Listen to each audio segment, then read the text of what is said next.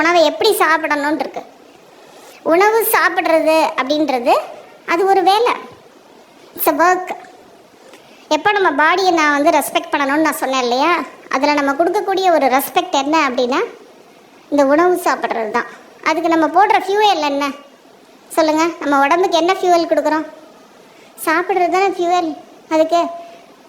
அப்போ அதை மதிக்கணும். அந்த டைம் தான் ஃபோனு, அப்போ தான் ஃபோனில் பார்த்துட்டு மொபைலில் பார்த்துட்டு என்ன சாப்பிட்றோன்னே தெரியாது. என்ன காய் அம்மா என்ன செஞ்சுருக்கட்டும் அதை அப்படியே மொத்தமாக அள்ளி அப்படியே உள்ளே போட்டு அது என்ன டேஸ்ட்டுன்னு கூட பார்க்காம அப்படியே சாப்பிட்றது.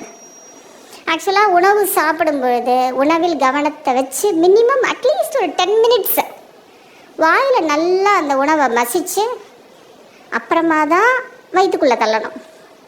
ஏன்னா அந்த உணவை வந்து உணவினுடைய ஜீரணம் வந்து எங்கே ஆரம்பிக்குது? டைஜஷன் வாயில் தான் ஆரம்பிக்கும். ஸோ வாயில் ஒரு என்சைம் இருக்கும் டைலின்னு, அதுதான் ஃபஸ்ட்டு ஸ்டார்ட் பண்ணும் டைஜஷனை.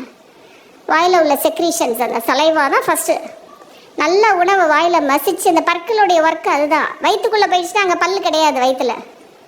நம்ம உள்ளே அப்படியே ஃபுல்லாக தோசை இட்லிலாம் முழுங்கிட்டோன்னா வயிற்றுக்குள்ளே போய் அப்படியே தான் இருக்கும். ஆசிடால் அதை வந்து அந்தளவுக்கு கரைக்க முடியாது. It will take longer time digestion. 3 hours அப்படின்னா இது வந்து 6 hours ஆகும். அதே நல்லா நம்ம மசித்து வாயில் உள்ள சலைவாவோட மிக்ஸ் பண்ணி கூழ் அப்புறமா தான் அந்த கூழை தான் முழுங்கணும்.